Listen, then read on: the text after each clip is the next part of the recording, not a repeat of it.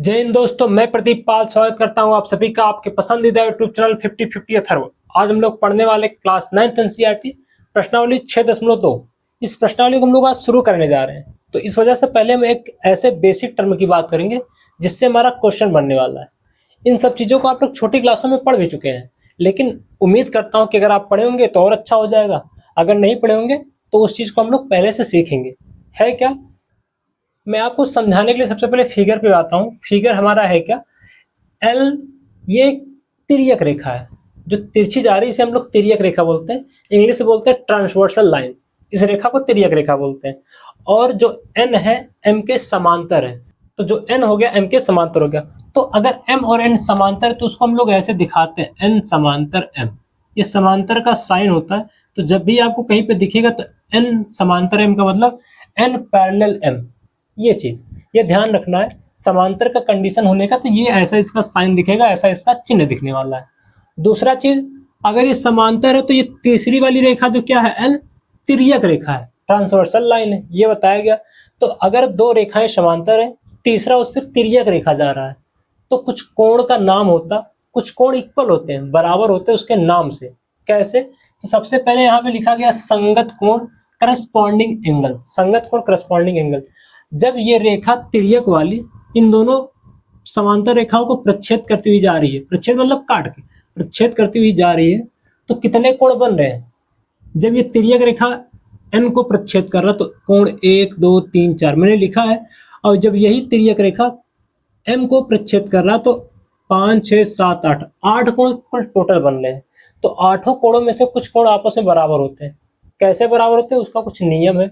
तो पहला नियम क्या बोला मैंने? संगत कोण करस्पॉन्डिंग एंगल से।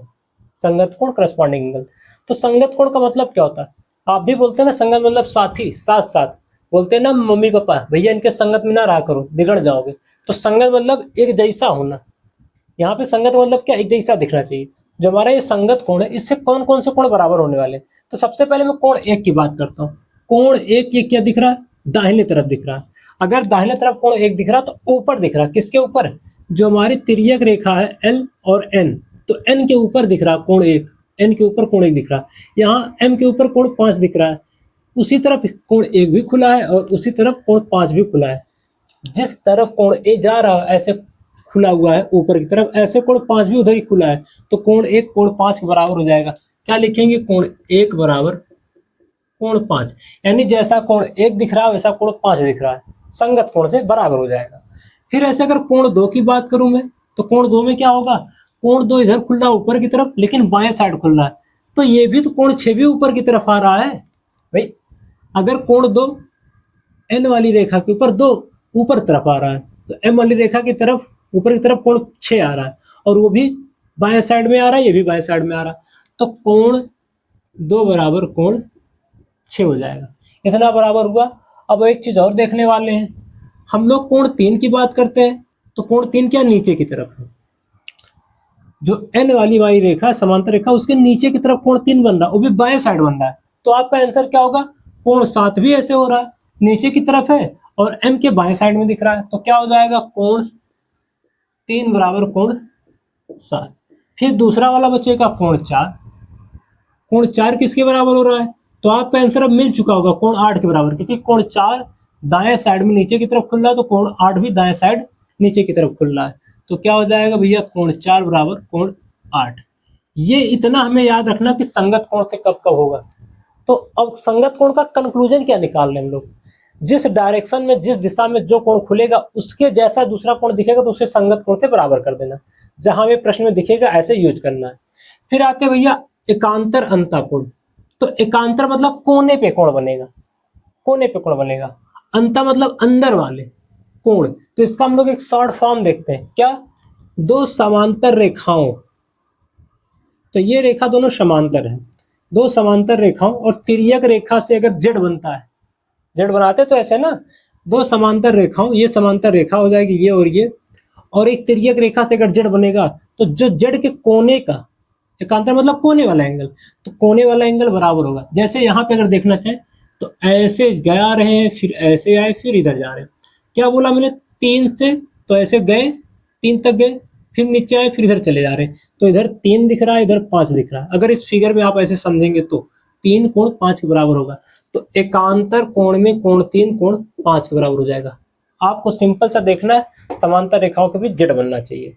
इसका उल्टा भी हो सकता है जेड ऐसे बन जाए, ऐसे भी तो बन सकता है। इधर से आओ, ऐसे आओ, ऐसे चले जाओ, तो इसके हिसाब से कोण 4 यहाँ बन रहा है, और यहाँ पे क्या बन रहा है, इधर कोण 6। कब, जब हम लोग उल्टा जेड बना रहे हैं तब। तो कोण 4 बराबर कोण 6, ये दोनों कोण एकांतर अंतः कोण से अल्टरनेट इंटीरियर एंगल से इक्वल हो जाएंगे।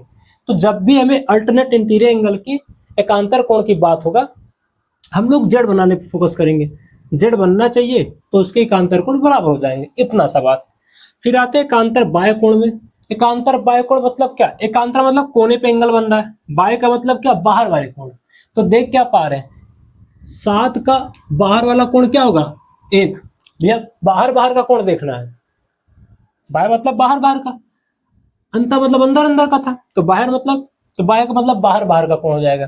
तो ये अगर 7 वाला जो कोण बाहर बन रहा है, तो कोण 1 भी बाहर बन रहा है। तो यह भी देख पा रहे हैं, ये अब की बार इस कोने बन रहा है, तो इधर वाला दूसरे कोने बन रहा है। तो कोने वाले एंगल के हिसाब से कोण 7 कोण 1 के बराबर हो जाएगा, अल्टरनेट एक्सटीरियर एंगल।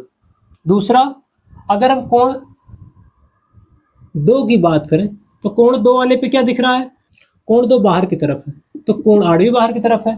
ये दूसरे उधर खुल रहा है, ये दूसरे उधर खुल रहा है, अपोजिट दिशा में बाहर की तरफ जो खुल रहा है वो क्या हो जाएगा, बराबर। तो कोण 2 बराबर कोण 8 आ जाएगा। कैसे, अल्टरनेट एक्सटीरियर एंगल एकांतर बाह्य कोण से, ये दो कोण बराबर हो जाए आपस में। फिर हमें लास्ट में जो दे रहा है साह अंता कोण, इसको भैया स्टार लगा लो, बच्चे बहुत भूलते हैं इसको। क्यों भूलते हैं, क्योंकि ध्यान ही नहीं देते। साह का मतलब 2 लोग, जब भी कहीं साह बढ़ रहा है इसका मतलब 2 लोगों की बात हो रहा है। साह अंता कोण, साह मतलब 2 लोग, अंता मतलब 2 अंदर वाले कोण। अंता मतलब क्या, 2 अंदर वाले कोण। तो साह अंता मतलब 2 अंदर वाले कोण। उन दोनों कोणों का योग 80 अंश हो जाएगा जब एक ही तरफ होंगे। क्या बताया मैंने, 2 समांतर रेखाएं हैं, इस समांतर रेखा को एक तिर्यक रेखा काट रही है, तो मैंने बोला 2 कोण एक साथ आएंगे, 2 कोण एक साथ आएंगे, वो भी अंदर, अंता मतलब अंदर की तरफ। तो भैया एक ही तरफ के 2 कोणों का योग 180 अंश हो जाएगा। जैसे ये दोनों क्या है, तिर्यक रेखा एक ही तरफ आ रहे और दोनों अंदर वाले कोण हैं। तिर्यक रेखा के दाएं तरफ आ रहे हैं, तो तिर्यक रेखा के अगर दाएं तरफ दोनों कोण आ रहे हैं, तो दोनों अंदर वाले कोण तो दिख रहे हैं, बाहर का तो है ही नहीं। अंदर किसके लेना, समांतर रेखाओं के अंदर। तो ये हमारी समांतर रेखा था, इसके अंदर हो गया। और तिर्यक रेखा के एक ही तरफ का कोण, 2 चीज ध्यान देना है, क्या, समांतर रेखाओं के बीच का और तिर्यक रेखा का एक ही तरफ का कोणों का योग 180 अंश होता है। तो यहाँ पे आप बता सकते हैं कोण 4 कोण 5 क्या है, एक ही तरफ है, तिर्यक रेखा के एक ही तरफ का कोण है, और एल और एम इन दोनों के बीच का कोण है। तो बनेगा क्या, कोण 4 प्लस कोण 5, दोनों का योग 180 अंश। इसी में बच्चे कंफ्यूज होते हैं, क्यों, क्योंकि अभी तक हम लोग कोण बराबर करते हुए आ रहे हैं, लेकिन यहाँ पे 2 कोणों का योग 180 अंश हो जाता है। कैसे होता है, क्योंकि उसके अंदर वाले एक साथ वाले कोणों का योग 180 अंश होता है, ये होता क्या, सामता कोण से। ऐसे दूसरा एक निष्कर्ष और निकलेगा, इधर वाले में कोण 3 और कोण 6 की बात करें, तो ये भी क्या अंदर वाले कोण है ना, तिर्यक रेखा के एक ही तरफ कोण है। तो कोण 3 प्लस कोण 6 दोनों का योग 180 अंश हो जाएगा, ये भी हमें ध्यान रखना है। तो हम अभी आज जो चीजें सीख रहे हैं इसका क्वेश्चन में कैसे अप्लाई करेंगे। जब भी संगत कोण आएगा तो एक जैसा एक तरफ खुलने वाला कोण बराबर होते हैं। एकांतर अंता कोण आएगा तो जेड बनना चाहिए, जैसे यहाँ पे बना है, वो कोण बराबर हो जाएंगे, कोने वाले कोण जो बनते हैं। एकांतर बाह्य कोण, तो उल्टे दिशा में जो बाहर के कोण होंगे वो बराबर हो जाएंगे। साहंता कोण में 2 कोणों का योग 180 अंश होता है, कब, जब वो एक ही तरफ के 2 अंता कोण होंगे। तो इतना सा टॉपिक था, कल हम लोग एक्सरसाइज 6.2 सॉल्व करेंगे। बस आपको आज यहाँ पे इन कोणों के बारे में ओवरव्यू दिया था, जो बच्चे नहीं पढ़े हैं उनके लिए भी अच्छा हो जाएगा, जो पढ़े उनका रिवाइज हो जा रहा है। तो वीडियो को अंत तक देखने के लिए आपका धन्यवाद, थैंक यू।